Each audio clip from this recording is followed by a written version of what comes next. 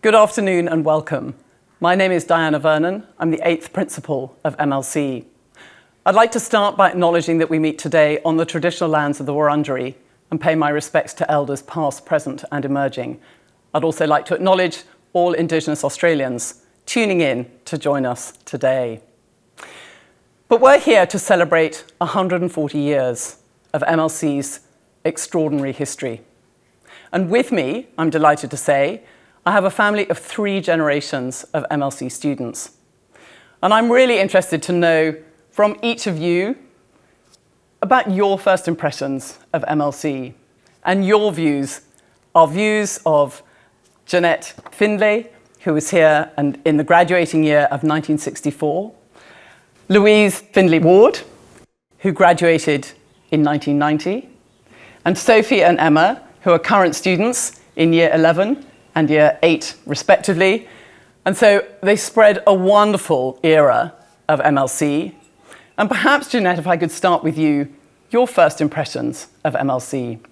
Well, my first impressions of MLC actually started well before I came here as a student. I was a very little girl and we used to travel past the school, and I used to say to my mum and dad, I would love to go to that school. So it took some years for that to come into fruition, but when it did, I was completely overwhelmed and extremely excited, but it was so large. My one memory of the largeness was the Assembly Hall, and I just loved it. It was modern and new at that time. Now I think it has a heritage placement on it, so that was a very long time ago, but it's still my favourite, although I look around today and I can see how marvellously the school's progressed. Absolutely, Jeanette, and obviously over the 140 years, the site and the opportunities for our students' learning. And it's always with that view of our students' learning, how can we best support opportunities for our students to help them grow and develop? So Louise, can you reflect back and think of your first impressions at MLC? I can. Well, the first time I came to MLC, I was about 5 years old. It was for my christening. I was christened with my younger sister in the MLC chapel. And I just remember walking through the front gates and looking up at that front building and thinking how huge and old it was. And then I started as a student a few years later, and what I remember clearly was just being overwhelmed with the opportunities, both in subject choice and extracurricular. It's like being a child in a lolly shop. It was amazing. And I entirely understand how you feel. It was one of the things that attracted me to MLC was just this breadth of opportunities. It's something for everybody, isn't it? Absolutely, someone for everyone.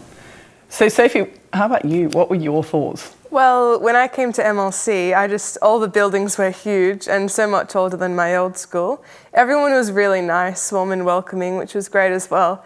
But a big change was that there were no boys, because the other school was a public one. So all girls this school. Yeah. Completely. And I have to say, I am a huge advocate for single-sex education and the opportunities that can be provided to allow students to develop in an environment which is a safe place, a place where they can really explore who they are before venturing forth. Anyway, and Emma, what about you? Well, I can't remember my exact memory because I've always just grown up knowing I was going to go to MLC. But I have this one vivid memory. It was at something of Sophie's. It was like a light show at night. Festival. Yeah. With fantastic. like a light festival. And I just remember thinking that the school looked so beautiful and big. And I was just so excited to go there. Yeah.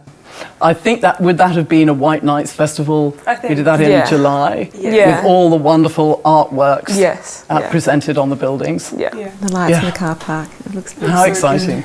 Yeah. And so, Jeanette, you've obviously spent quite a few decades visiting MLC.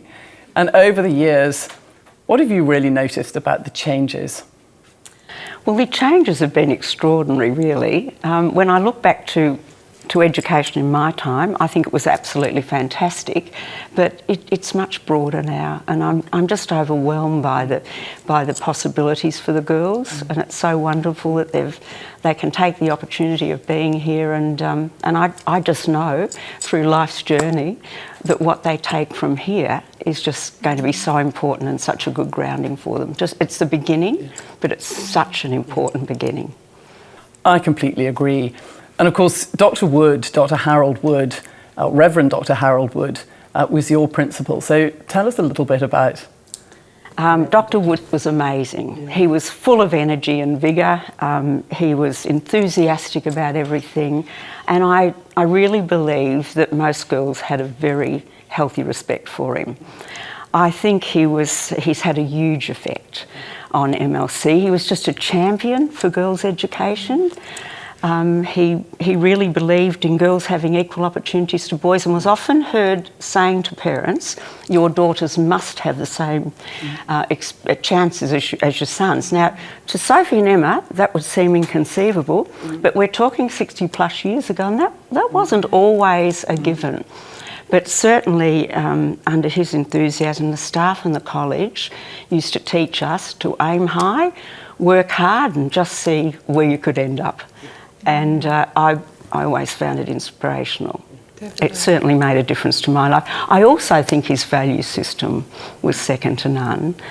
And his commitment to social justice was just inspirational. And a lot of MLC people, girls in my era, would remember him saying, for those to whom much is given, much will be required. I remember you saying that to us. Yeah. Oh, there you are. He'd be very pleased to hear that if he possibly could. Yes, and a very, very familiar quote. And all of those values that you shared are definitely values that we continue with today. Yes, I can see that. Yeah. But Louise, you arrived at, a few years later, a few decades later, at an exciting time. I think the timetable had just changed, and of course your principal was David Loader. That's right, yeah, and he was a real visionary, I think, very progressive. I think people mainly remember him for the introduction of personal laptops for students. They're a lot heavier and bigger than you girls enjoy today. And also the introduction of Marshmead. And I think MLC was a real leader with both of those. But there were lots of other changes. There were improvements to the campus. I remember clearly the opening of the PEC, I think in the late 80s, and it was a Saturday morning. There was lots of fanfare. There was a time capsule buried with student contributions, and I even remember some hay bales and line dancing, so it was a real party on a Saturday morning. But there was also the transition with a new uniform introduced, so we lost the school tie, which I was quite happy about, and we used to have grey jumpers and skirts which became green, so there was a lot more green in the uniform. So just a period of a lot of change and progress. And Sophie, I won't ask you to comment on your principal. I think that might be slightly unfair. Well, I'd say good stuff about you nonetheless. Sophie, you're too kind. But I'm very conscious that during the period your mother was saying that there's been quite a lot of changes, obviously, to the campus. Now, there have been a few buildings since you've been here and changes. So if you reflect back on some of the changes, is there anything in particular that stands out for you? Well, there are a lot of new buildings, like the NLC and the David Loader Centre, named after Mum's principal. We also have lots of exchanges, I think, like Tanzania and the European School Choir Tour, which, I don't think they were around when, they were in school. No, certainly encouraging that world readiness and those opportunities, which of course have been a little curtailed over the past 2 years. But Emma, perhaps you could tell us a little bit about what's it like to learn in the NLC? The Nicholas Learning Centre. It's amazing. There's so many resources, like the boards in the classroom with just so much technology, and it's a great just space to learn. It's clean, it's fun, and it really brings the environment together. Fantastic. And I'd like to touch a little bit on houses, because I think Jeanette, in your day, we had a Tiddeman house, didn't we? We did have Tiddeman in my day, and Tiddeman was represented by the borders, and it was red. So that's the colour we miss now. I think the house spirit was very alive and well in my day. I think we were probably just as competitive as you are now. One of the main differences is that we had our athletic sports on the oval. We didn't leave the school. And we had a different uniform. No tracksuit pants for us, of course, but we had a green tunic and we had a cord around our waist, and that denoted the colour of the house. So we didn't have your colourful T-shirts.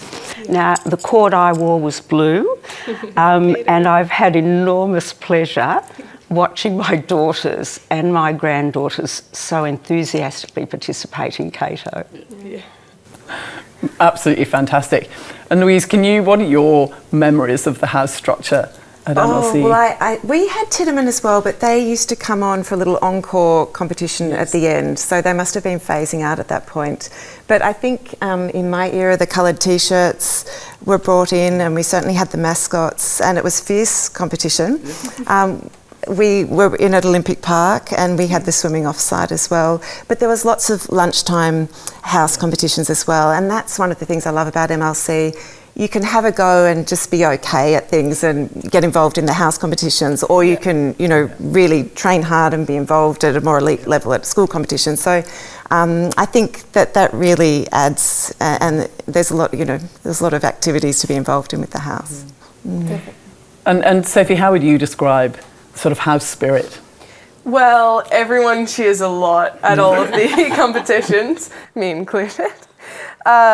It's always like you want to be first. You always want to be the best house, so you always try your hardest. It's a rivalry. Definitely. And everyone gets together and works hard, and it usually brings that specific house to victory, which lately has been Cato. So. Cato. Yeah. Yes, Cato's been doing pretty well, haven't they? Definitely. Yes. So perhaps, Emma, your experience of house spirit, maybe slightly biased because of all the winning. So perhaps take us through some of the activities where Cato has been supreme, really. Well, in JSS, actually, Cato won every single award. So we won music, athletics, swimming. But one thing I love about having the house is it's a great opportunity to meet new people and to experience that competition with people who maybe normally wouldn't hang out with. So yeah, that's something I really love about the houses. Yeah. And if we were to look ahead 140 years, what do you think we would find? I'm going to start with you, Emma, this time. Well, you can't even imagine, considering how much it's already changed. Definitely. But I just hope MLC continues to nurture the students and help them reach their full potential. Basically the same as ever with it's been so long, 140 years, and everything's different now. But I just hope that, and I'm pretty sure that MLC will still help its students to prosper, and it'll still hold the same key values as it does today. Yeah. Thank you. Yes. And Louise, what are you looking forward to for your grandchildren? Well, yes, I think, fingers crossed. I think MLC has always been a leader in education and is always striving to improve the opportunities. So I hope that continues for the next 140 years, but whilst also maintaining the community connections that they encourage students to nurture. I think that's a really important part of MLC as well. Yeah. And Jeanette, we started with your words. They've really said it all. But I'll have to say, just sitting here and thinking over the last 60 years and 3 generations, how it's changed, it is unimaginable where education will go.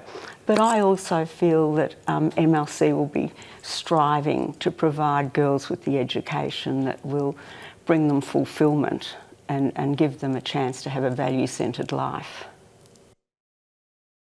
Thank you very much. Such wise words. Jeanette, Louise, Sophie and Emma, it's been a real pleasure to listen to you, your reflections on your experiences, and also your thoughts for what sets MLC apart, but where MLC might head in the future. Yeah. Thank you very much indeed. Thank you for joining us.